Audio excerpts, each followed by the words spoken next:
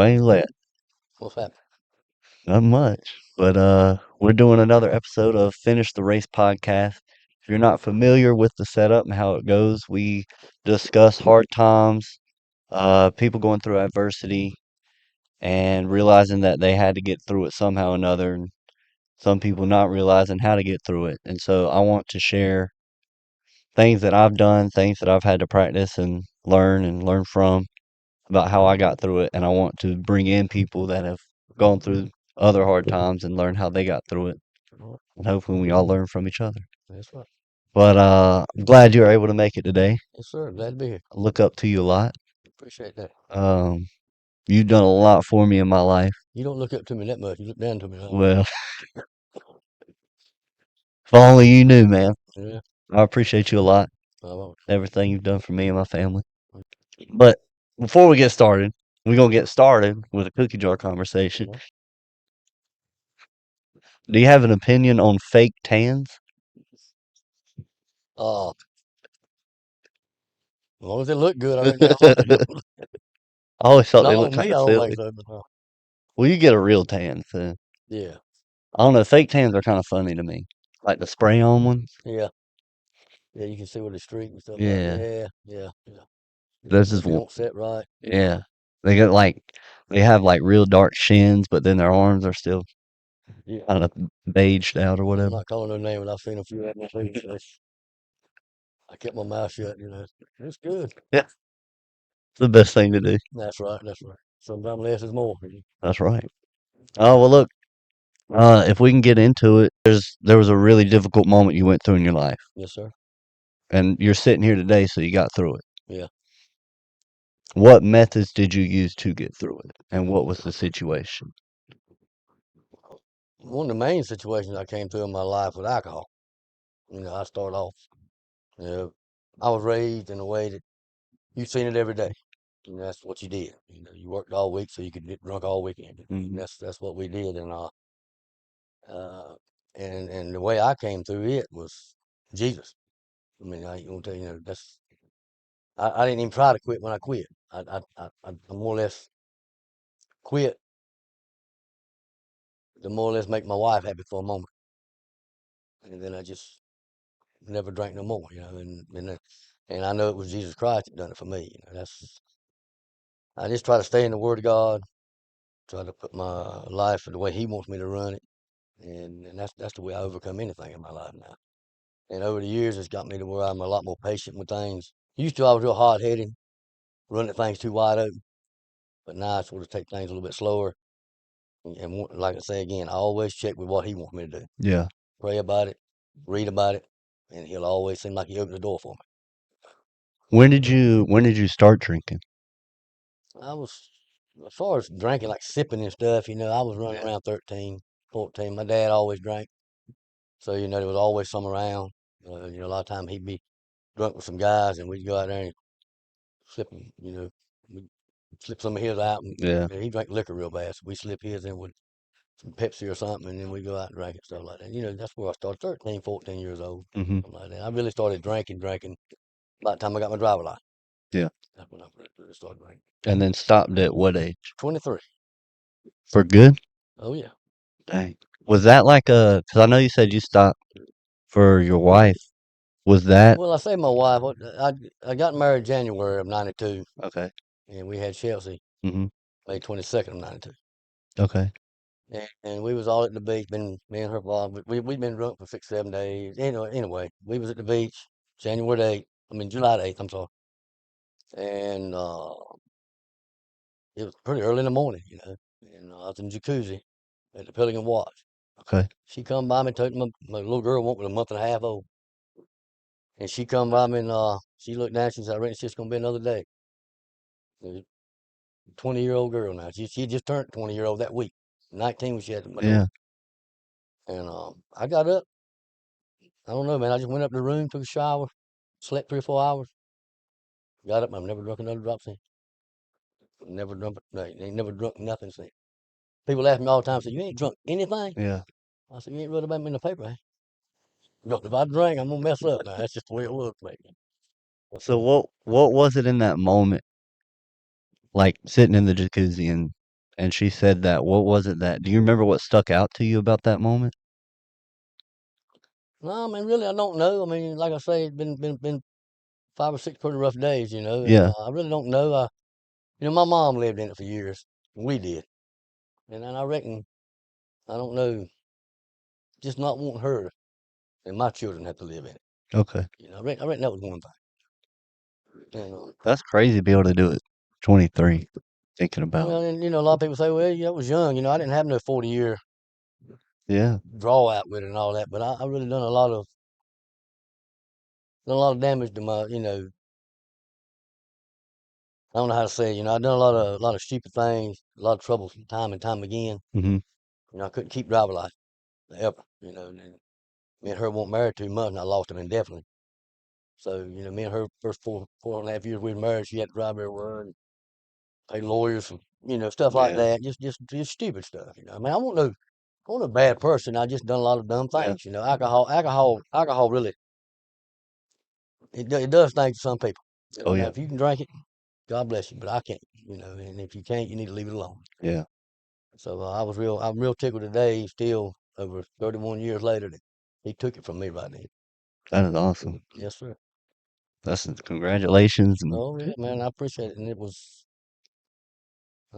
you've heard me tell my story before. oh yeah. It was some hard days there. I really lived some rough days. Oh yeah. Well, we're glad you made it through. I'm Yeah, me glad you too. made it through. Yeah. And you said Jesus Christ was the one that pulled you out of that well that you dug. How did you well, first of all, when did you come acquainted with him? Who, Jesus? Yeah. When I was a little fella, Okay. mama carried me and my brother to church my whole life. But it's kind of like I tell people sometimes, you know Tom Brady, Oh yeah. but you don't know Tom Brady. Right. You know what I'm saying? I knew Jesus Christ. I knew who he was. I knew what he had done for me. But until I met him, I didn't know. And I really met him in 1989. And I kept trying to live the same life, Mm-hmm. and it just didn't work. I got in more trouble. I stayed locked up. I mean, it was, and like I say again, it wasn't bad things. It was just disorderly conduct, drunken in public, Yeah. wrecking cars, DUIs. It was just always something I was dealing with. And it seemed like every day, I was getting in some kind of trouble. You know? So it was just a dark life, and I don't wish it on nobody. But I was glad he came. Like I say again, my mama raised me to know Jesus Christ. But when I met him, he just stepped into my life, and for them first few years, he chastised because I wasn't living right, Mm-hmm. and I still sin, and we always will. Oh yeah. But some things make you do worse things than what you should do, Right. and any kind of addiction like that will make you do things that you normally wouldn't do. Yeah. I'm glad he took it away from That was I started reading through Romans last me. week Yes, sir. and I'm trying to be more conscious about like taking notes, writing things down from it. Because I just had never read it that way before. And so I'm trying to be more conscious about doing that. And one of the words from, I hope I don't mess it up, indignation. Indignation. Your dad used that on Wednesday night, I think. Really? I'm not. I think he did. Yeah, he was using different words. Uh-huh. I might be wrong about it, but I think that was one of the words he used. Isn't that, that's when you don't, is that the one where you don't feel guilty for the sins that you made? Is that I'm what not it is? sure about that now. I'm not that smart now, but I think it is. But that one stuck out to me because I read it and I didn't recognize it. And I was like, well, was it me? I looked it up. And I'm pretty sure it was, those who feel no remorse, they feel no guilt, yeah, and that's one of the things that I noticed was happening in my life. Um, and it set off a spark in me, to where it was, why aren't I feeling guilty for certain things, but I yeah, am for others?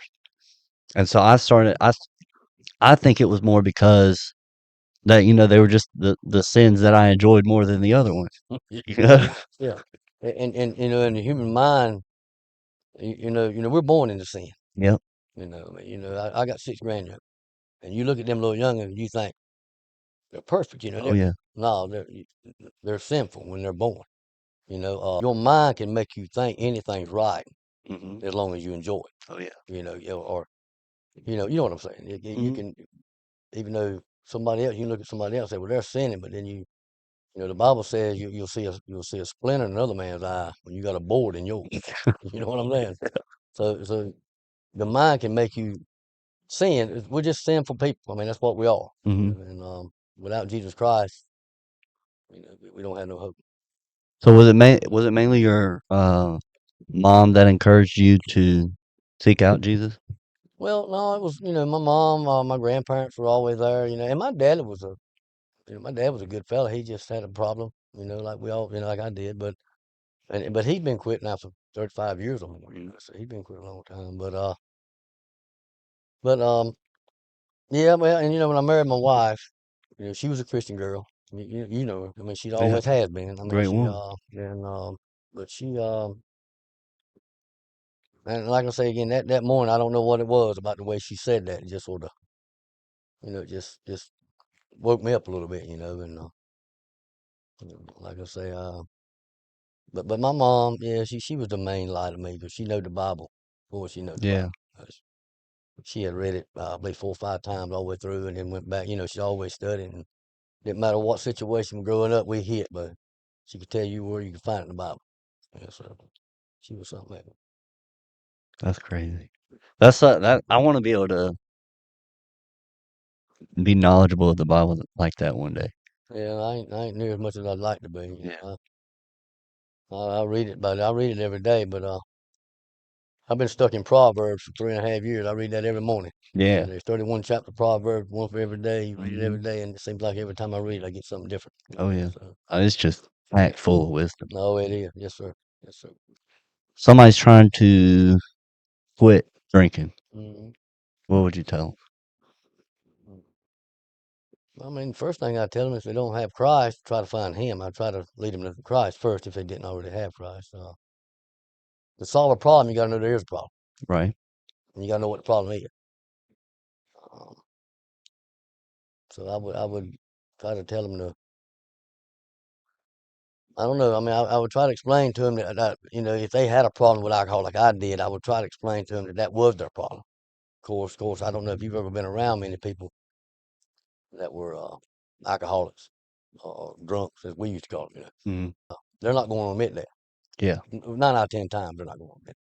Well, they will today, but Friday evening they're not going to admit. That's. But I would just try to explain to them that the alcohol was their problem, and I don't care what the problem is in life. The best way to quit a problem is to realize there is a problem and to look to the Lord for help.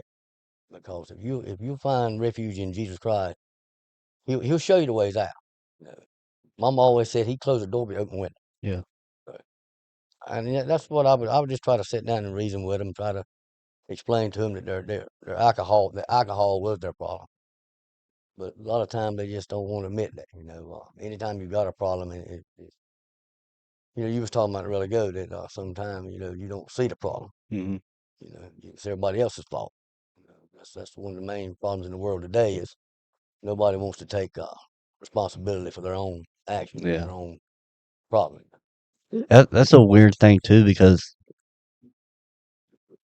we're very open of not wanting to take responsibility, but we want everybody else to take responsibility. Yeah, yeah, You know, oh yeah, because I mean, there's things like that I'm trying I try to be good about it to where saying I messed up and different things, but I know there's times when talking to somebody new maybe and we don't really know each other and they're saying that they messed up, made a mistake doing something, and I'll try to give them advice, help them out or whatever, and then I'll walk away from the conversation. I'll be like, man, you're doing something just as dumb, outside of this, and I start to feel bad about it. Like, man, that's true. maybe I shouldn't have told them, but at the Yeah, same time, if it's coming from a place of good intention, of genuine help, and not judgmental, I feel like I feel like it's a good thing, yeah, yeah. giving advice at least. Oh, it is. It is. You're trying to get back, but like I say, you always need to keep a self check Yeah. from what you're doing, like you just said. The other week I was thinking about a guy. I'm not gonna go into a big long story about it, but a guy that I know's got a son that's been out there for a long time. Anyway, long story short, I thought to myself, I ought to just, I jump on myself sometimes because I get, my boys work with me. Mhm. I get a little ill at them about something like that, but I ought to just be on my knees every day thanking God for the way they are. Yeah. But instead of jumping on them because they could be a lot different situations. Right. And, so I stay on myself a lot, and I'm probably my worst critic. I really am. Yeah. I really stay too hard on myself. My wife says I'm too hard on myself. You probably are. Man, I just I say things about young kids now. Somebody's messing up, and I say, well, they're being stupid. Yeah. My wife said, well, don't call them stupid. You done things like that. I said, well, yeah, and I was stupid. Yeah. If I can realize I was, then Yeah. maybe they can realize they are. Yeah. Who's a mentor you go to in your life? Like somebody when you need counseling. Uh, if I really needed some counseling and want to go to the Word or had been to the Word, couldn't find no answers, or Yeah. I thought was no answers, uh, your dad probably one of them, Yeah. or my wife. Well, she's 4 years younger than me, but she's always been smarter than me. I Hmm. mean, she's really a wise person. David, my wife, uh,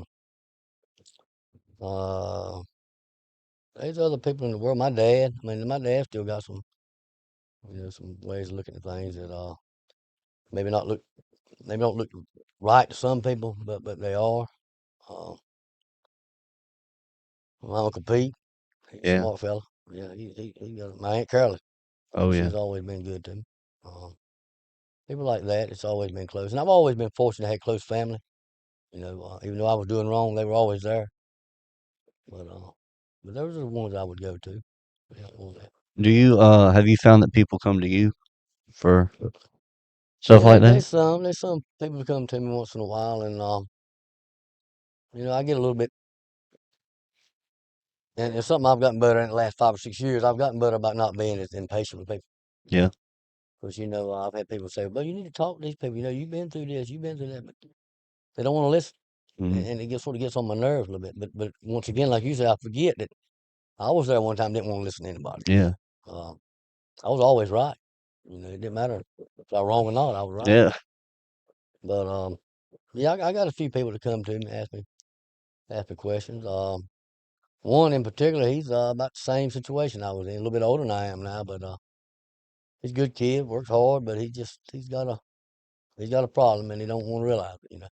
And it hadn't affected him quite the way it did me. He ain't quite as head bound to destroy himself, Yeah. but he still got an issue. What do you think it was that like led you to drink so heavily? Well, like I said again, you know, I was raised on the river. Yeah. My dad, me, we'd go down there every weekend, bunch of his friends, and that's just the life that's what I saw every week of my life, and I just thought that's what you're supposed to do. I reckon. I mean, not blaming them. I made Right. my own decisions. I mean, Yeah. I'll never point a finger at anybody. I mean, 'cause, like me and you've talked about before, life's about decisions. Hmm.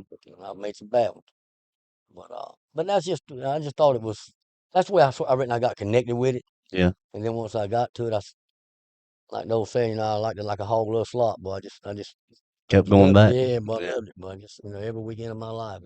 Sometime during the week, no, I just, and I was, I was the ringleader. I always wanted to be the main man, and but then when I quit, I don't know how anybody put up with them. I don't know how anybody can put up with a crowd of drunk. But I mean, have you ever been around a crowd of drunk? Mm-mm. Uh, I tried to do it one time before I ever quit for about 30 days. But they were aggravating human beings I've been around in my life. So I don't know. And that's the reason I started, just because I seen it every day. And then once I got to doing it, I liked it. So, I heard a man say one time, there's nothing wrong with making mistakes as long as you learn something. Yeah. But the only problem is sometimes mistakes last forever, Yeah. and sometimes you make that wrong decision and it just takes you into a place that you can't get out of. And I was lucky enough and blessed enough to where I did. And so I'll always, once again, I go back to Jesus Christ. I'll always thank Him for it. Ain't many weeks I don't thank Him for Well, you've always amazed me with your date recollection. it. You said 1989 was when you got acquainted with God real well. Hmm. What do you remember the moment? I don't remember the exact moment, but you know, junior senior weekend, always at Myrtle Beach. Hmm. We had been there, and my wife can tell you she was done. I won't date her then. I actually got arrested at Horry County.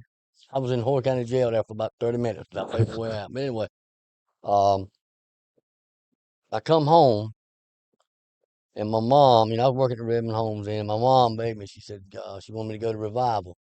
And Ralph Richardson used to be down at Carolina Bible College.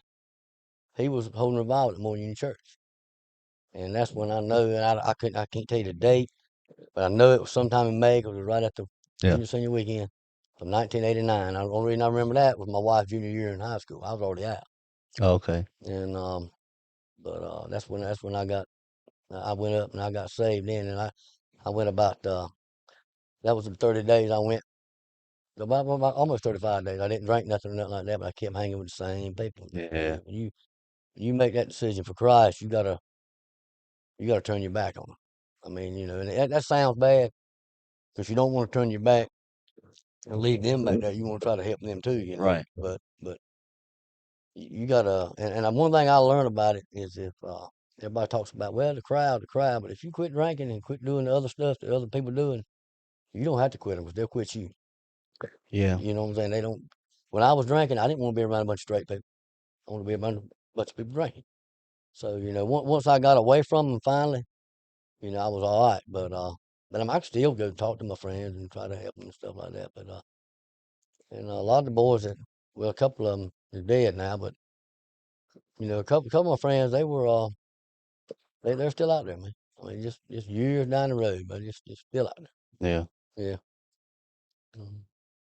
I know. I'm struggling with something now that it bothers me a lot that I still struggle with it. Just one mistake that I keep going back to. And I'll I pray about it, and I'll still think like, all right, dude, you prayed about this last time. Now you're sitting in the same spot you were last time. What are you doing? How do I know you said you're your biggest critic. How how do I go about trying to get out of that cycle? I have no idea because I got sins in my life, and once again, as human vision, they're not bad sins. Yeah. They're sin to Yeah. God, but I don't know how. And I've asked, asked my wife, I've asked God, how did you take something I loved as much as alcohol away from me, just like that? And these little sins, 30 years later, Yeah. I still can't, but up to about 2 or 3 years ago, my temper, I Mhm. just get, and I would not you or but me, I get Mhm. it at myself, you know, and I finally sort of got over that, but I wish I could just keep praying, all I Yeah. just keep praying and just try to work with it, Yeah. Yeah. if you know there's a problem there, then you find a solution for Yeah. That's true. I did, but for the longest time, I wouldn't even. I was looking for every way to not call it a problem. it. Yeah. You know, and I was just creating loopholes where they didn't exist and jumping through them with these. And Mm. now the more I challenged myself to get into the word, the more I realized, them loopholes were never really there, Yeah. and I was just jumping back and forth. Um, but yeah, I mean, it's definitely going to be a struggle, but uh, I feel like I'm getting closer and closer to overcoming it. That's I good. hope so. Well, I pray for you, bud. I appreciate it. Yeah, man. Please do. Is there a challenge you're facing right now that you're working on overcoming? Anything in particular? But once in a while, to be honest, once in a while, my language, Hmm. things and maybe not necessarily the language, but the way I say things Yeah. or the way I say things to people. You know, I don't know how many times I get asked in a week, why are you mad? But Yeah. I'm not mad, but I reckon it's the way I sound Yeah. or the way I present myself about it.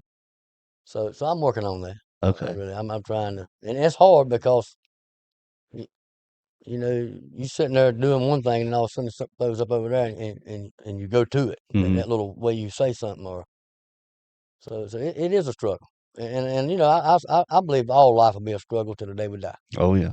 But but it's all right. You know, that's what life's about. You know? I mean, changes and getting over things. And you know, your dad said that what is he always said that you're either fixing to go into a trial, in the middle of a trial, or just coming out of a trial. Hmm. All your life, but that's the way life is. I remember him saying that one Yes, too. sir. Yeah.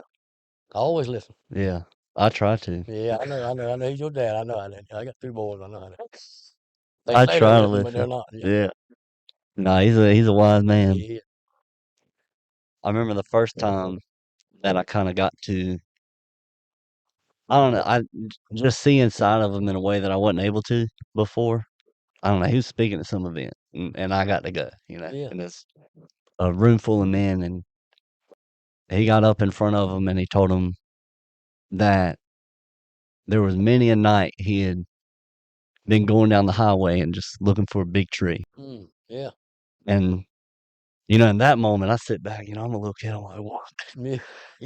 Yeah. My dad, really? Yeah. Why would you be? I got a driver's license and I started going down them same roads Mhm. and started looking for those trees. And I think about that now, which is, it sucks that he went through it. It sucks that I went through it, but it's also good that he was willing to share that Yeah. because it's helped me, drive past those trees instead of trying to drive through them. Yeah.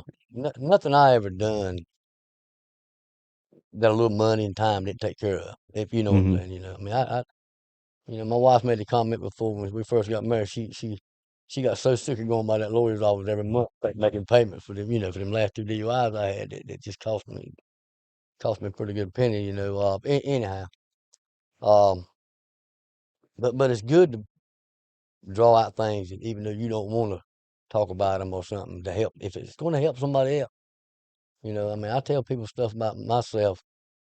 The boy that works for us, I told him something about myself a while back, and I really don't never want to remember that no more. And Yeah. it won't nothing to do with alcohol or anything. It was just a bad time of finances. You know, I'm letting him know that tomorrow's a different day. Yeah. Tomorrow's always worth waiting for. You know, Mm. it could be the best day of your life. So, even though you don't like you talking about your dad there, and you don't know why you go through things like that, but if you can get on the other side, then maybe there's somebody there waiting in the wings to hear your story. Right. That's a great way to look at it. Yeah, When did you kind of adopt the mindset of looking forward to tomorrow? Or did you kind of always have I it? always had that. Really? Yeah, my dad, he I don't- he was a big never give up, never give up. You know, um, I'm a big Western man. Yeah. You know, Josie Wells said Hmm. if you give up, my mother he said if you give up, you don't win nor die. Mm. That's the way it is. Yeah. So I've always just never.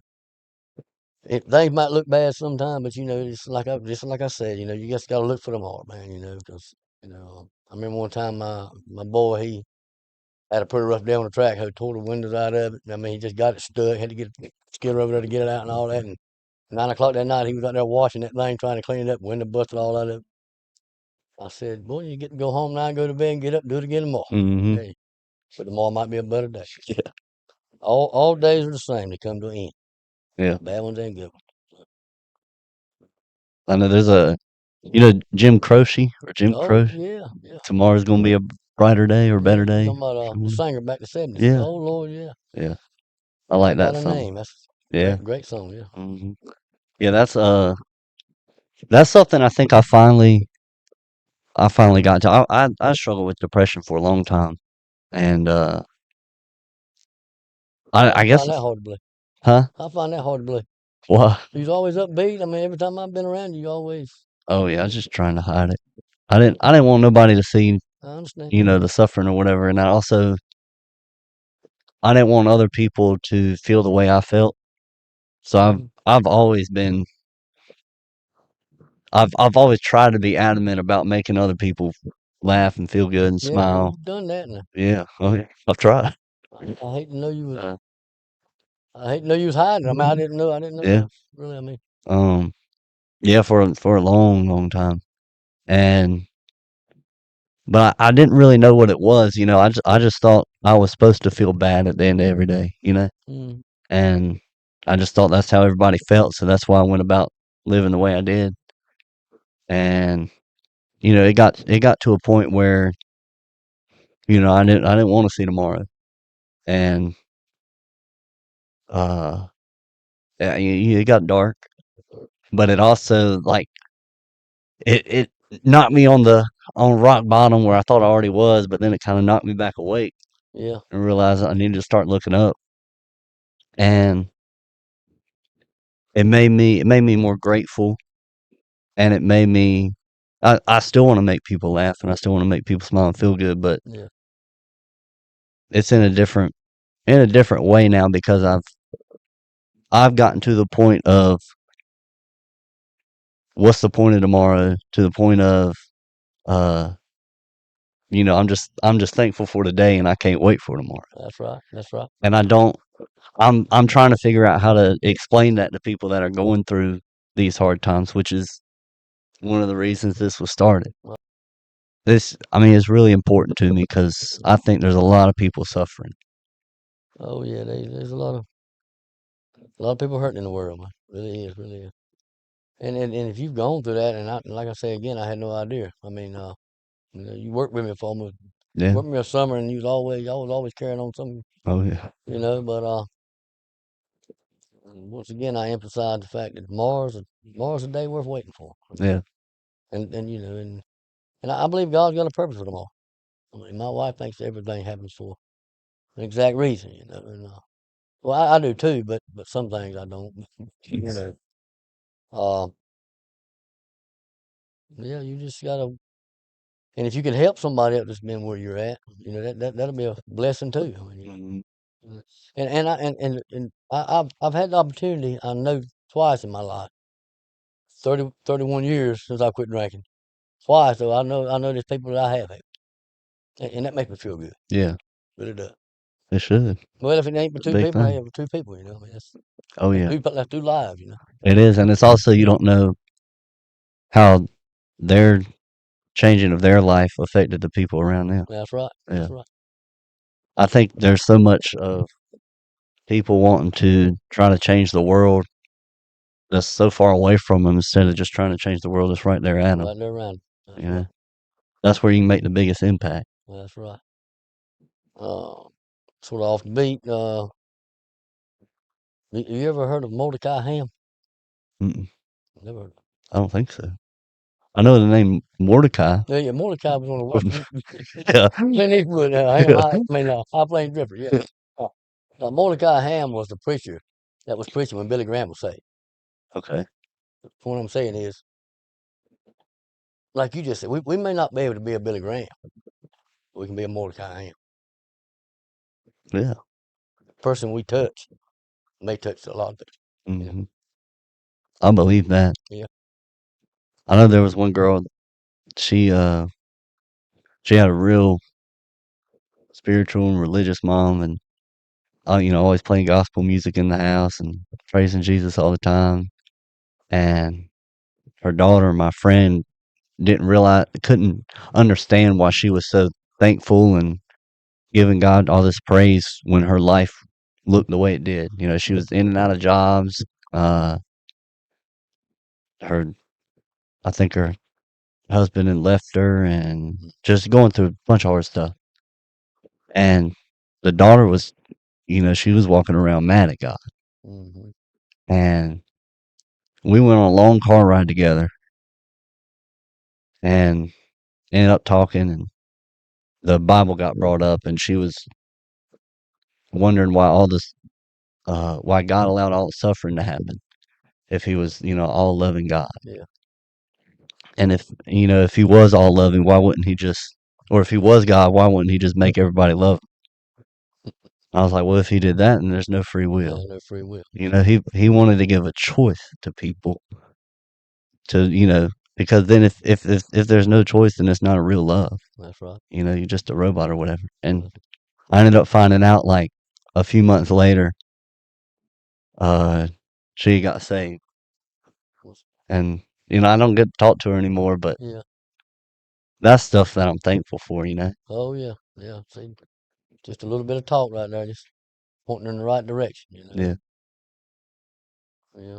Man, a buddy of mine told me one time, he said, I don't know why in the world people think just because you get saved, everything's supposed to, or if you follow in Christ, everything's supposed to go so good. He said, he said, Jesus didn't have it too easy on this earth. Why should we? Yeah. And you think about it, but yeah, but some people say, well, yeah, but Jesus did that, so we would have it. No, but I mean, we still got to walk that road, we got to take that cross. Mm-hmm. It's not always going to be easy. I don't know. But, and you talking about the lady that been through some things and still upbeat about Christ, and even though her marriage was gone or things like that, and the older I get, the lesser it takes to make me happy. Yeah. If you know what I'm saying. I don't need to be in no big crowd. I don't need to be on the beach. I don't need to be flying somewhere or front porch and a cup of coffee. I'm a happy man. You know what I'm saying? It just goes. A lot of time, the more you look for, the less happy you are. Yeah. You know what I'm saying? I just want to get home. That's every day. I just want to get my day's work done, go home, be with my wife. That's what I want to do. That's beautiful. Yes, sir, man. Yeah, I don't know, that sounds nice. It You is, man. It is. know? Hey, a lot better than where I was 35 years Yeah. ago, bro. Let me tell you, a lot better. What's a different way you wish you would have handled something when you were trying to get over something that was really hard? Like maybe you tried a few different ways and it didn't work. What's something you wish you could, you kind of could have cut that part out and just jumped to the next thing? What was other things you had tried? Well, when I had a problem with something I was just once I had done different. Yeah. mm, If Um, there is anything. well, I mean, anytime I think of a situation like that, finances. Hmm. I made some decisions financially. I wish I'd have done different things like that before. And I've said things to people in my life that I wish I hadn't said, and I've gone back and apologized. And that's a hard thing to do.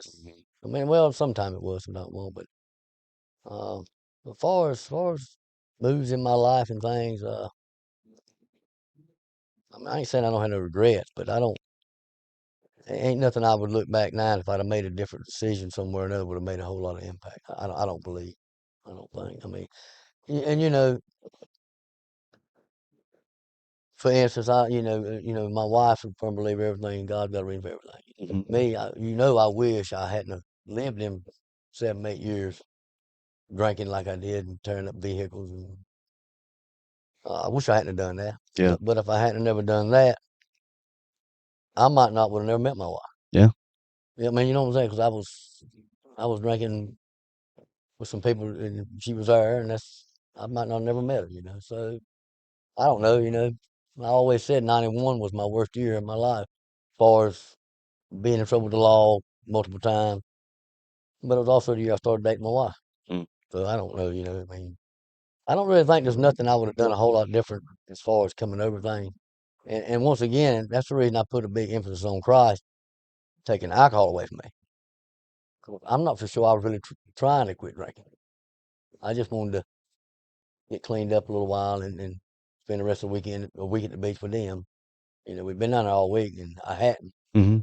So, but I just never did go back to it. I never did go back. So as far as me personally, I don't think there's nothing like. I can't really remember something I look back and really hated. I made a decision one way or another, unless it was for finances. I bought some things I wish I'd never seen, but Yeah. you're gonna do that once in a while. Oh yeah. You know.